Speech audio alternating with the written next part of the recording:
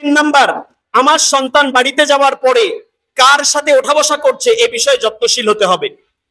আমার সন্তান এখানে মাদ্রাসায় লেখাপড়া করবার পরে বাড়িতে যাওয়ার পরে একটা স্কুলের ছেলের সঙ্গে যদি ওঠা বসা করে, তাহলে তার স্বাধীনতা, তার সংস্কৃতি, তার চালচলন, তার ভাষা এগুলো সে শিখে ফেলবে। আর আমরা জানি যে তার ভাষার মধ্যে অনেক নগ্নতা, অনেক অশ্লীলতা থাকতে পারে। এই জন্য আপনার সন্তান বাড়িতে গিয়ে কার সঙ্গে ওঠা বসা করছে। সন্তানদেরকে মাদ্রাসায় দিয়েছি সভ্যতা শেখাবার জন্য, দিন শেখাবার জন্য, লেখা পড়া, আমল, আখলাক, তেহজিব, তামাদ্দুন, কৃষ্টি, কালচার, সভ্যতায় তারা বলিয়ান হওয়ার জন্য। এটার জন্য অভিভাবকদের সহযোগিতা একান্ত কাম্য। আমি অভিভাবকদের উদ্দেশ্যে এখানে কয়েকটি কথা বলছি। এক নাম্বার, আমাদের সন্তানদেরকে যে লেখাগুলো লিখে দেওয়া হয়, আপনারা অভিভাবক আধা ঘন্টা 1 ঘন্টা সন্তানের পাশে বসে সেই লেখাগুলোকে সুন্দরভাবে ওস্তাদ যে রঙে লিখে দিয়েছে, যে আকারে লিখে দিয়েছে, এভাবে লেখানোর জন্য আপনারা চেষ্টা করবেন। 1। 2 নাম্বার, আমাদের সন্তানদেরকে বাসায় আমলের জন্য তালকিন করতে থাকবো। সন্তানকে নামাজের কথা বলবো, সন্তানকে সত্য কথা বলতে বলবো, সন্তানকে পিতামাতার সেবার কথা বলবো। এগুলো আমরা শিখিয়ে থাকি। এই জন্য নামাজের কথা, তিলাওয়াতের কথা, এই বিষয়গুলো আমরা বাড়িতে তালকিন করতে থাকবো। 3 নাম্বার, আমার সন্তান বাড়িতে যাওয়ার পরে কার সাথে ওঠা বসা করছে এ বিষয়ে যত্নশীল হতে হবে। আমার সন্তান এখানে মাদ্রাসায় লেখাপড়া করবার পরে বাড়িতে যাওয়ার পরে একটা স্কুলের ছেলের সঙ্গে যদি ওঠা বসা করে, তাহলে তার স্বাধীনতা, তার সংস্কৃতি, তার চালচলন, তার ভাষা এগুলো সে শিখে ফেলবে। আর আমরা জানি যে তার ভাষার মধ্যে অনেক নগ্নতা, অনেক অশ্লীলতা থাকতে পারে।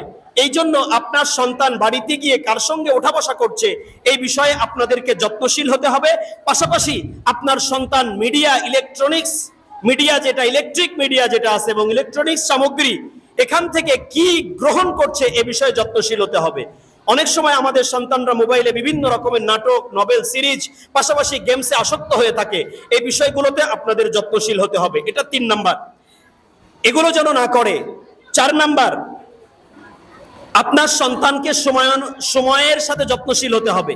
আপনার সন্তানকে যথাসময়ে মাদ্রাসায় পাঠানো, যথাসময়ে একটা রুটিন মাফিক আপনার সন্তানকে পরিচালনা করতে হবে।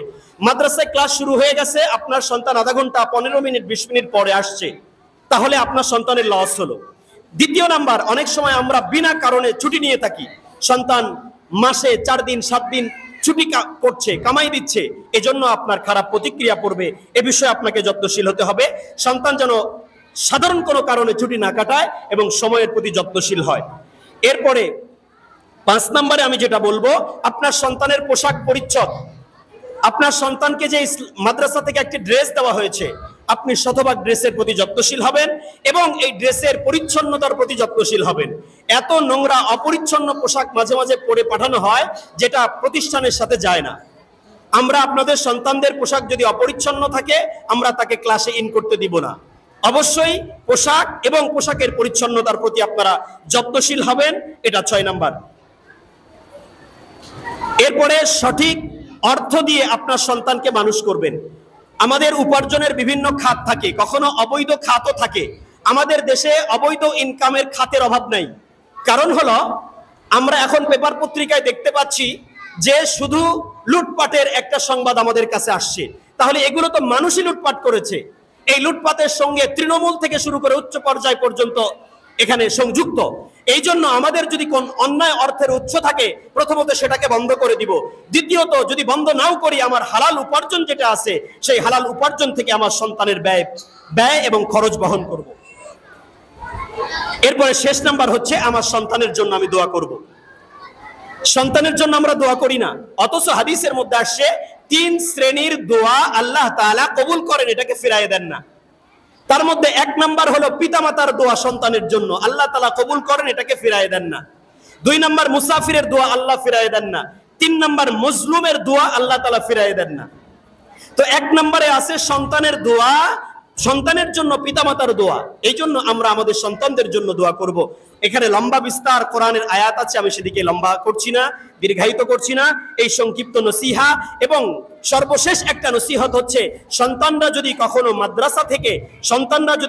মাদ্রাসা থেকে অন্যের কোনো সামানা বাড়িতে নিয়ে যায়, মুহতারাম অভিভাবক, আপনারা মেহেরবানি করে আপনার সন্তানকে বলবেন, এটা তোমার জন্য সঠিক হয় নাই। যার জিনিস নিয়ে এসেছো এটা সোজা মাদ্রাসায় তার কাছে পৌঁছায় দাও। এই প্রশ্রয় যেন সন্তানরা না পায় যে অন্যের জিনিস নেওয়ার পরেও সেটাকে ব্যবহারের অনুমতি দেয়া হয়। আমার ছোট বাচ্চার স্যান্ডেল একজন নিয়ে গেছে, ওই রকম স্যান্ডেল একটা রেখে গেছে। সেই স্যান্ডেল যখন আমার ছেলে বাসায় পড়ে গেছে, আমি জানি না, আমার সহধর্মিনী সঙ্গে সঙ্গে সেই স্যান্ডেল তার কাছ থেকে নিয়ে ব্যাগে করে আমার কাছে দিয়ে বলছে এটা মাদ্রাসা থেকে নিয়ে এসছে, এরকম স্যান্ডেল ওর ছিল, হারিয়ে গেছে, এই স্যান্ডেলটা মাদ্রাসায় দিয়ে দিবেন, এটা যেন সে না পড়ে। এই আদর্শ যদি আমরা প্রত্যেকেই লালন করি তাহলে কারো স্যান্ডেল বাড়িতে গিয়ে রয়ে যাবে না। এ বিষয়ে যত্নশীল হব। আল্লাহ তাআলা এই ক্ষুদ্র পরিসরে আমি যে কথাগুলো বললাম আমল করার তৌফিক দান।